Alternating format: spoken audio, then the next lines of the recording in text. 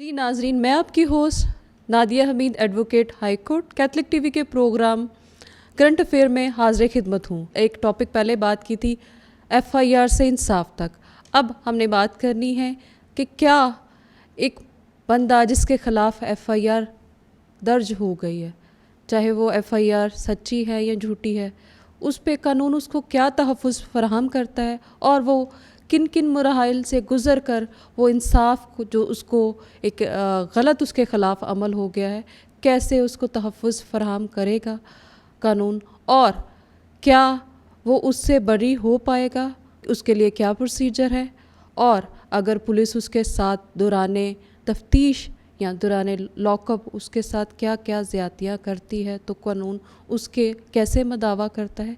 तो इन सारे मराहिल को और जो प्रोसीजर है उसको जानने के लिए हमने अपने स्टूडियो में मदऊ किया है। सबसे पहले है प्रिंगल जॉर्ज साहब, जो कि वकालत के पेशे से मुंसलिक हैं और साथ साथ सियासत से भी ताल्लुक़ रखते हैं और ख़ास तौर पर क्रिमिनल जो प्रैक्टिस है वो करते हैं। हम आपके अपने प्रोग्राम में खुश आमदीद कहते हैं। और दूसरे जो हमारे गेस्ट हैं वो हैं इश्तियाक गिल साहब, जो कि वो भी वकालत के काफ़ी टाइम से मुंसलिक हैं और साथ साथ वो क्रिश्चियन लॉयर एसोसिएशन के अभी मौजूदा जॉइंट सेक्रेटरी भी हैं और ख़ास तौर पर क्रिमिनल प्रैक्टिस करते हैं। तो हम आपको दोनों को खुश आमदीद कहते हैं। जिस तरह हमने ज़िक्र किया कि हम बात करेंगे एक उस शहरी के बारे में जो जिसके ख़िलाफ़ एक एफआईआर दर्ज हो गई और पुलिस उसके ऊपर क्या एफआईआर दर्ज करने से पहले उसको बुलाएगी थाने में कि आके अपना डिफेंस दे या एफआईआर डायरेक्ट ही काट लेगी।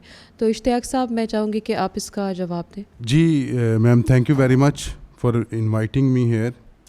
बड़ा अच्छा आपने क्वेश्चन किया, लेकिन सबसे पहले मैं कैथलिक टीवी पाकिस्तान का शुक्रगुज़ार हूँ कि वो इस तरह के प्रोग्राम जो है वो मुनक्किद करते हैं ताकि लोगों को ज़्यादा से ज़्यादा अवेयर किया जाए, मतलब कि उनकी कानूनी रहनुमाई की जाए। तो मैं तहे दिल से कैथलिक टीवी पाकिस्तान का शुक्रगुज़ार हूँ और आपका भी शुक्रगुज़ार हूँ। आपने बहुत अच्छा सवाल किया कि जब एक एफआईआर हो जाती है तो आपके पास नेक्स्ट स्टेप क्या है। जब आपके पे कोई एफआईआर हो जाती है, आपको पता चल जाता है किसी भी तरह से, आपको थाने से या कोई आपको मतलब कि पुलिस आपके घर पे छापा मारती है, आपको आप अवेलेबल नहीं होते, तो आपको पता चल जाता है कि आपके ऊपर एक एफआईआर है। तो आप किसी तरीके से भी मतलब कि उसको एफआईआर तक रसाई आपको मिल जाती है, आप एफआईआर निकलवा लेते हैं। उसके बाद कोर्ट आपको एक बड़ी ज़बरदस्त एक रेमेडी आपको प्रोवाइड करती है, जिसे एक temporary release from legal custody भी कहते हैं। उसको हम प्री अरेस्ट बेल कहते हैं। तो आपका जो फौरी जो आपका मतलब उस वक्त स्टेप होना चाहिए वो ये होना चाहिए कि आप किसी लॉयर को जो है उससे रब्ता करें, उसको बताएं कि सर मेरे ऊपर ये एफआईआर है, आपके मतलब के मतलब उससे आप अवेयर नहीं हैं, उसके क्या उसकी स्टोरी है। आप मतलब किसी भी कानूनी माहिर से, वकील से आप वो शेयर कर सकते हैं। उसके बाद फिर नेक्स्ट जो फौरी जो स्टेप होगा, आप प्री अरेस्ट बेल जो है ना वो आप दायर करेंगे और एक जो लीगल रेमेडी है वो अवेल करेंगे। उसमें कोर्ट जो है आपको जो एट द मोमेंट जो है ना आपको एक इंटरम बेल जो है ना ऑफ़र कर देती है कोई 10-12 दिन के लिए। उसका मज़ीद जो एक उसमें प्रोसीजर होता है, उसमें कोर्ट जो है जो पुलिस से जो है उसकी इन्वेस्टिगेशन करती है, पुलिस को नोटिस करती है, मुद्दई को नोटिस करती है। अब हम इसके साथ साथ अब बात करें प्रोसीजर की। ये तो हो गई पुलिस इतला कर रही है, तो मैं आपसे जानना चाहती हूँ कि पुलिस का सबसे पहला बुनियादी जो काम है, अगर एक बंदे को फ़ोन कर रही है, उसको इतला कर रही है कि एफआईआर हो गई है, तो क्या उसको कौन कौन से स्टेप फॉलो करने पड़ेंगे? जी, मैं सबसे पहले कैथलिक टीवी पाकिस्तान का बहुत शुक्रगुज़ार हूँ, उनकी टीम का, जो इस तरह के प्रोग्राम मुनक्किद करवाती है ताकि लोगों में आगाही और शऊर पैदा हो सके। बिल्कुल ये डिपेंड करता है ऑफेंस के ऊपर। सपोज डैट अगर एक हीनियन ऑफेंस है जिसमें कोई बंदा ब्रूटली इंजर्ड हुआ है या किसी का ब्रूटली तरीके से मर्डर हुआ है, तो पुलिस मुलज़म को कभी भी इन्फॉर्म नहीं करेगी। वो जो तफ्तीशी होगा वो अपनी टीम तश्कील देगा और उसकी फ़र्स्ट प्रायोरिटी होगी कि मैं मुलज़म को अरेस्ट करूं ताकि इंसाफ के तकाज़े पूरे हो सकें।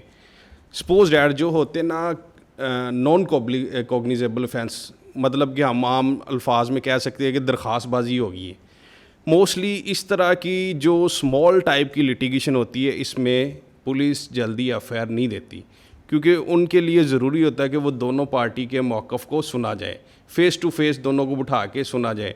और मोस्टली जो हमारा ये जिसे कहते हैं एक रवायती सा अंदाज़ है कि उसमें ना कसम यहाँ पे भी बात आ जाती है। पंचायती तौर पे पुलिस स्टेशंस के अंदर भी ये एक सिस्टम मौजूद है, वहाँ पे भी ये सिस्टम मौजूद है कि वो कहते जी चलो जी तुसी कसम न्या दें दो या फलाने बंदे दी कसम दे देंदे हो। मतलब कि ये होता है कि जो नॉन कॉग्निजेबल ऑफेंस है, जो बिल्कुल छोटी नेचर के केसेस है जिनकी सज़ा 1 साल 2 साल 3 साल, लेकिन जो प्रोहिबिटेड क्लॉज में फॉल करते ऑफेंस, उसमें पुलिस ये नहीं करती। पुलिस के पास फर्स्ट इंफॉर्मेशन रिपोर्ट आई है, अगर उसके ऊपर जुर्म बनता है, कॉग्निजेबल है या नॉन कॉग्निजेबल है, उसका मकसद उनका ये काम है कि वो एफआईआर दें। इसके बाद इन्वेस्टिगेशन करें, बंदा अगर बेगुनाह है तो उसको बेगुनाह कर दें, अगर गुनाहगार है तो उसको चालान कर दें। अब हमारे पास एक तो बात हमने कर दी कि प्री रेस्ट ले लेगा, चलें आपके पास एफआईआर किसी भी तरीके से पहुंच गई, पुलिस ने नहीं इन्फॉर्म किया। अब रेड करने से पहले अगर उसके पास ये रेमेडी अवेल हो गई, और अगर आपके मुताबिक जब भी हम डिस्कशन कर रहे थे कि नहीं पता चला, फ़ौरन ऐसा ऑफेंस कमिट हुआ या एफआईआर हुई है जिसमें पुलिस ने फ़ौरन एक्शन में आके बंदे को गिरफ़्तार कर लिया, तो उस सूरत में क्या एक मैकेनिज़्म है या क्या उसको प्रोटेक्शन लीगल मिलती है? क्योंकि कानून की नज़र में तो आर्टिकल 10A के मुताबिक फेयर ट्रायल का उसका भी राइट है। बिल्कुल, आपने बिल्कुल ठीक बात की है। देखिए कि पुलिस का काम है इन्वेस्टिगेशन करना, ना कि पार्टी बनना। अगर उन्होंने किसी भी बंदे को किसी भी मुतलका जुर्म के अंदर गिरफ़्तार कर लिया तो उनका ये राइट है कि उसको 24 घंटे के अंदर अंदर इलाका मजिस्ट्रेट के सामने पेश करें। पेश करने के बाद रिमांड लें, और जो भी फर्दर इंक्वायरी है, जो भी फर्दर मामला है, उसको प्रोसीड करें। बेसिकली ये एक बड़ी ना सितम ज़रीफ़ी की बात है कि अगर ये मुलज़म पकड़ लेते हैं तो महीना 2 महीने गिरफ़्तारी नहीं डालते, महीना 2 महीने, इवन डैड के 6 महीने भी इस तरह की भी सिचुएशंस देखने में आई हैं, सुनने में आई हैं, और प्रैक्टिकली भी हमने देखी हैं कि वो गिरफ़्तारी नहीं डालते। तो उसका जो उनका नुकसान होता है ना, कि वो मुलज़म को होता है कि वो एक मेंटली अजियत के अंदर होता है, ना तो उसके घर वालों से उसको मिलने दिया जा रहा होता है, ना कोई अच्छी खुराक उस तक पहुंच रही होती कि घर वाले अगर मिलेंगे तो उसको अच्छी खुराक या अच्छे कपड़े प्रोवाइड कर सकेंगे, या वो अपने वकील से बात कर सकेगा। ये सारी ज़्यादतियाँ होती हैं, लेकिन ये प्रोसीजर का हिस्सा नहीं है। ये एक रवायती एक ज़्यादती है जो मुलज़म के साथ होती है। जी बिल्कुल। तो अब मैं आपसे बात करूँगी, एक बंदा गिरफ़्तार हो गया, जैसे प्रिंकल ने बात की कि उसको इनलीगल डिटेंशन में रखा गया हुआ, उसको फ़ौरन इलाका मजिस्ट्रेट के सामने पेश नहीं किया गया, तो उस सूरत में क्या फैमिली के पास, क्योंकि वो तो ख़ुद तो गिरफ़्तार हो गया, अब फैमिली के पास क्या ऐसी कानूनी दादरसी है कि उसको अवेल करके प्रोसीजर के अंदर ऐड करवाया जाए? उसमें वो रिट कर सकता है, उसके पास हिबियस की जो है वो रेमेडी अवेलेबल है। तो उसमें मतलब कि पुलिस जो है उनका काम है कि वो 24 आवर्स में जो है ना उसको इलाका मजिस्ट्रेट के सामने पेश करे। अगर वो ऐसा नहीं करती तो पुलिस जो है ये एक इल्लीगल काम कर रही है, जिसमें काफ़ी कानूनी जो है ना रेमेडीज़ बंदा अवेल कर सकता है। तो इसके लिए लाजमी है कि जब ऐसी सिचुएशन आए तो जो अक्यूज्ड पर्सन है, जो अग्रीव्ड पर्सन है, उसकी जो फैमिलीज़ हैं, फैमिली मेम्बर्स हैं, वो किसी लॉयर से बात करें और मतलब कि कानून का they should knock the door of the courts. जी बिल्कुल। जो है उसके 491 की जो रिट है वो फाइल करके वो उसको बरामद करवाएगा कि फ़लाँ पुलिस ऑफिसर ने मेरे बच्चे या बच्ची को या जो भी वो मेंबर है, फैमिली मेंबर, उसको एक गैर कानूनी हिरासत में रखा गया है, तो उसके ऊपर कार्रवाई करते हुए कोर्ट उसको तहफ़्फ़ुज़ फराहम करेगी। अब हम बात करते हैं कि जो तहफ़्फ़ुज़ फ़राहम हो गया उस सूरत में पुलिस जो है वो बता देती है कि इस एफ़आईआर के अगेंस्ट हमने इसको गिरफ़्तार किया। अब एक बहुत बड़ा मसला हमारे यहाँ देखने में आया है कि दौरान हिरासत पुलिस जो है वो जिस्मानी तशद्दुद करती है, क्योंकि हम अगर कहते हैं ना जी रिमांड ले लिया तो आम फहम जो समझा जाता है कि फ़िज़िकल रिमांड का मतलब है कि मार पीट का खाका दे दिया, तो कानून इस पे क्या कहता है? बिल्कुल, रिमांड का मतलब होता है कि आपने सिर्फ इन्वेस्टिगेशन करनी है और इलाका मजिस्ट्रेट के पास 14 दिन का इख्तियार है। 14 दिन का वो वक्फे के साथ उसका रिमांड दे सकते हैं। और रिमांड का मतलब सिर्फ ये होता है कि उसको इंटेरोगेट करना, उससे पूछना, ना कि उसको मारना है।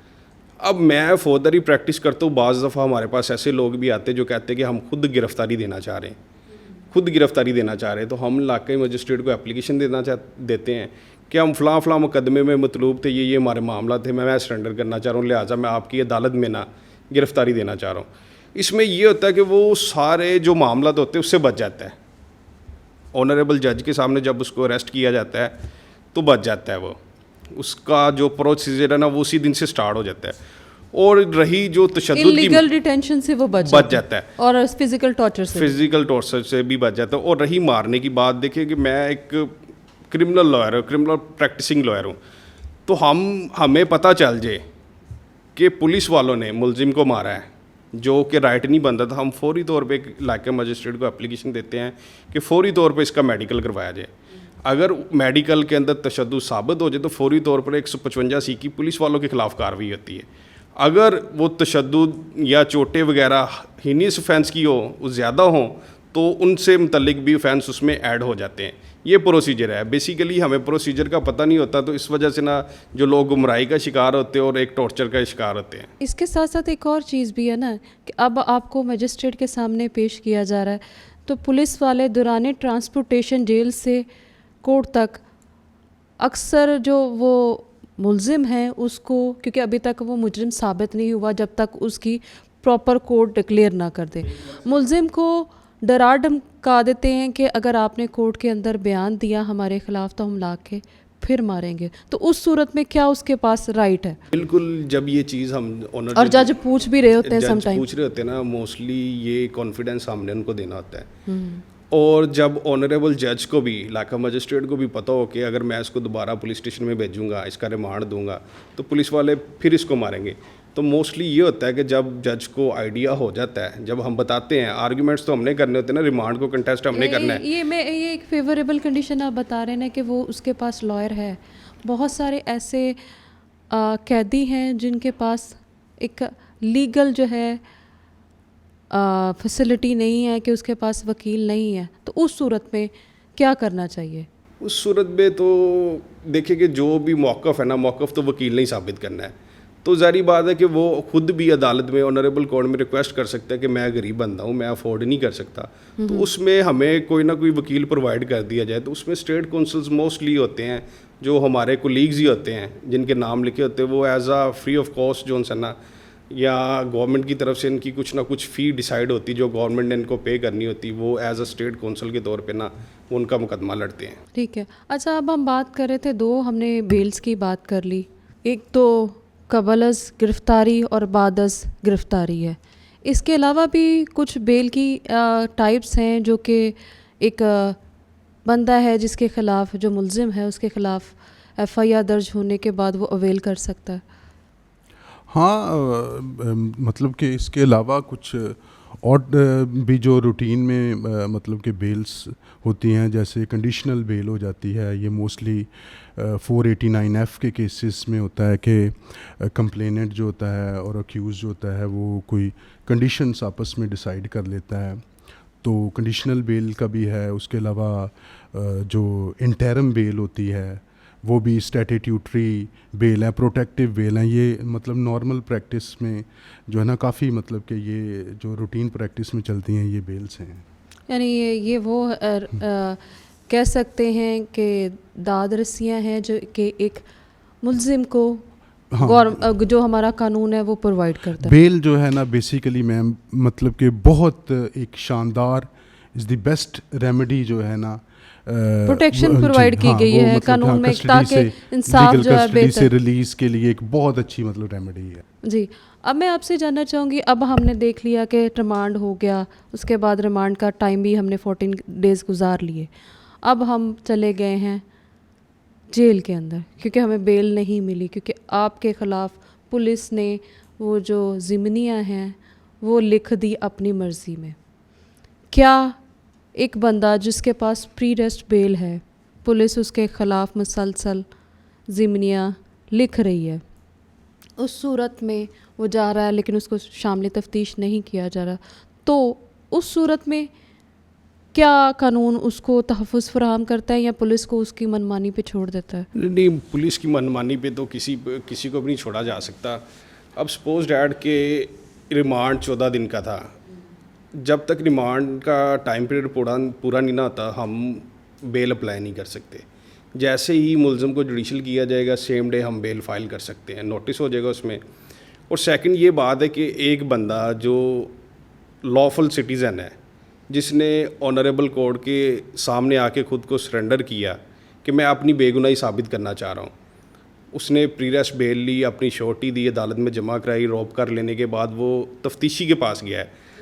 अब तफ्तीशी साहब जो उनसा कंप्लेनेंट के साथ साजबाज हैं या कोई इस तरह से है मामला, तो वो उसको कंप्लेनेंट को फेवर देना चाह रहे हैं कि उसको सुन ही नहीं रहे।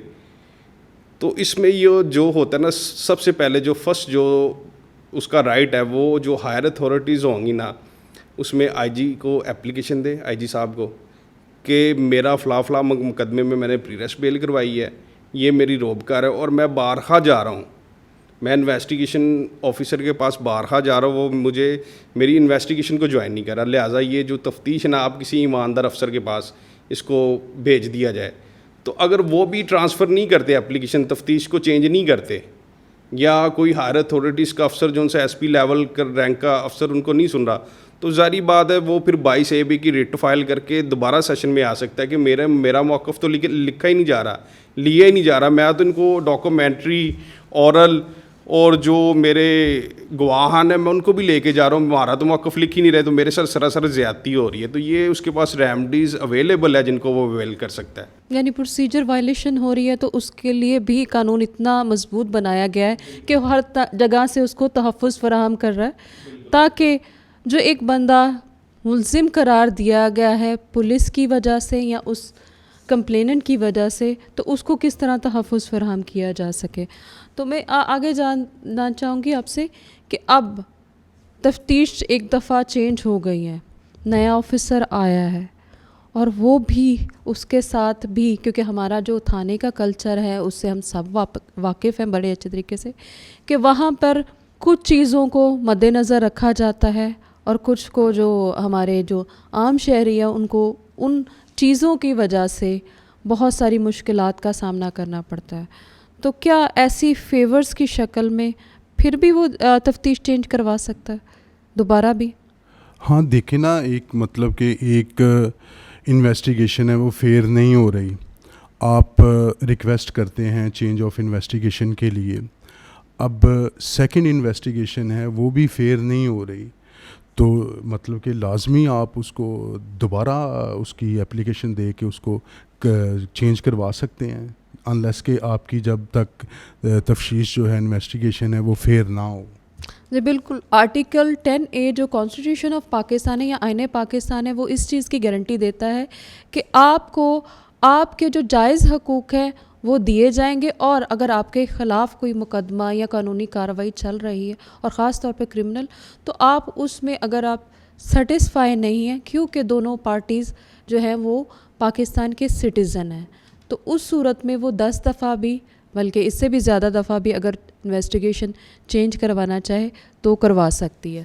तो अब हम गो कि हमारे पास टॉपिक ये बहुत वास्ट है, लेकिन टाइम जो है वो काफ़ी महदूद है, तो मैं जानना चाहूँगी कि अब हम प्रोसीजर से निकल गए, इन्वेस्टिगेशन हो गई, हमारा भी बयान लिख लिया गया, मुल्ज़िम का भी, सारी चीज़ें हो गई, उसके बाद एक बंदा जो कि बिहाइंड द बार है या कैद में है या वो बाहर है, तो उसको कौन सा फेज़ जो है कोर्ट में गुजरना पड़ेगा? देखिए कि ना, अगर मैं चाहती हूँ कि आप तफसील से सारे बता दें। ये जो मामला था ना, ये केस टू केस वैरी करते हैं। अगर उसने हीनियस ऑफेंस का जुर्म किया, सपोज और उसने स्टेट के ख़िलाफ़, सारे जुर्म तो स्टेट के ख़िलाफ़ ही होते हैं, अगर वो दहशतगर्दी जैसे मुकदमात में संगीन मुकदमात के अंदर मतलूब है, तो ज़ाहिर बात है कि जो प्रोसेस है तो उसने पूरा करना ही करना है, जो भी इल्ज़ाम लगा है। लेकिन यहाँ पे जो आर्टिकल 10 है ना, वो फेयर ट्रायल का राइट देता है। उसके पास ये इख्तियार मौजूद है एक्यूज़ के पास कि वो अपना तगड़ा से तगड़ा वकील कर ले, बड़े से बड़ा वकील कर ले, जो ये साबित करे कि उसने ये वकूवा नहीं किया, उसके ऊपर इल्ज़ामात लगेंगे। और ये जो प्रोसीजर की वायलेशन है, प्रोसीजर की वायलेशन हुई है, और ये पुलिस फाइंडिंग पे अदालतें डिपेंड नहीं करती। अगर पुलिस ने किसी को गिल्टी करार दे भी दिया है तो प्रोसिक्यूशन ने वो केस साबित करना है कि आया कि ये मामला थे, इन वजह से हमने इसको गुनाहगार साबित किया है, गुनाहगार लिखा है। अगर वो साबित नहीं कर पाते तो जारी बात है कि वो फिर इक्विटल का, बरियत का हकदार है। लेकिन यहाँ पे सिस्टम ऐसा है कि कुछ बेगुनाह लोग होने के बावजूद भी 10-10, 15-15, 20-20 साल ट्रायल फेस करते हुए एट दी एंड उनको बाइज्जत बरी कर दिया जाता है, और वो 10 या 15 साल का हिसाब किताब करने वाला कोई भी नहीं होता। तो ये डिफेक्ट्स तो सिस्टम के अंदर मौजूद हैं, जिन पे अभी तक भी कोई भी ऐसा लाएमल तैयार नहीं किया जा सका कि जिनसे लोगों को ज़्यादा से ज़्यादा रिलीफ मिल सके, ज़्यादा से ज़्यादा उनकी जो दाद रसी हो सके। ज़ाहिर बात है कि मेरा और आपका तो मानना यही है कि जिसने किया है, जो गिल्टी है, जो गुनाहगार है, जिसने किसी को भी नुकसान पहुँचाया है, उसको बिल्कुल सज़ा मिलनी चाहिए, लेकिन किसी बेगुनाह को भी सज़ा नहीं मिलनी चाहिए। मोस्टली यहाँ पे सिस्टम ऐसा है कि जो ये हमारा थाना कल्चर है या हमारे ये रवायती अंदाज़ है सियासत का है, यहाँ पे डिफरेंट ऑफ ओपिनियन होना भी एक जुर्म समझा जाता है। तो ये सारी वायलेशंस तो मौजूद हैं, लेकिन उसके साथ साथ एक डिफेंस सिस्टम भी हमारा इतना स्ट्रॉन्ग है कि उसको बार बार मौके फराहम किए जाते हैं कि वो अपनी बेगुनाही साबित करे। जी बिल्कुल। और इसमें जो प्रोसीजर्स हैं वो उसी तरह चालान होगा, उसके बाद गवाहियाँ आएंगी, फर्द जुर्म आयद होगा, फिर गवाहियाँ आएंगी। ये तो सारी ट्रायल में भी, हाँ जी बिल्कुल, डिफेंस में भी आएंगी और उसके क्रॉस भी होगा। और वो हाँ जी, अब देखिए, एक तफ्तीशी ने 173 की रिपोर्ट चालान जो उनसे सबमिट करवा दी है अदालत में, उसके बाद कंप्लेनेंट को नोटिस हुआ, मुलज़म को भी नोटिस हो गया, और जो केस का मेन हिस्सा था ना वो स्टार्ट हो गया। अब कंप्लेनेंट और प्रोसिक्यूशन ने अपना केस मजबूत करना है, साबित करना है। उन्होंने अपने गवाहन के बयान कलमबंद करवाने हैं, और डिफेंस कौंसल, अक्यूज़ के कौंसल ने उनके ऊपर क्रॉस करना है। क्यों, कब, कैसे, ये जो फौजदारी वकालत है डिपेंड इसके ऊपर करती है कि कैसे हुआ। हाँ जी, 3 चीज़ों पे डिपेंड करती ना। तो ये सारी चीज़ें साबित होंगी तो उसको सज़ा मिलेगी, अगर साबित नहीं होती तो ज़ाहिर बात है अदालत उसको बरी कर देगी। और अगर सेशन कोर्ट से उसको सज़ा हो भी जाती है तो उसके पास अपील का राइट भी मौजूद है, वो हाई कोर्ट में अपील कर सकता है। अगर हाई कोर्ट से भी उसको सज़ा हो जाती है तो वो सुप्रीम कोर्ट भी जा सकता है। तो ये सारे जो उनसे प्रोसीजर्स मौजूद है, स्टेप बाय स्टेप जो उनसे चलने होते हैं, जिनको हमने फॉलो करना आता है। और हम अगर किसी को कहे तो ये प्रोसेस के बगैर तो कोई भी मुमकिन नहीं है, किसी को भी गुनाहगार या बेगुनाह नहीं किया जा सकता।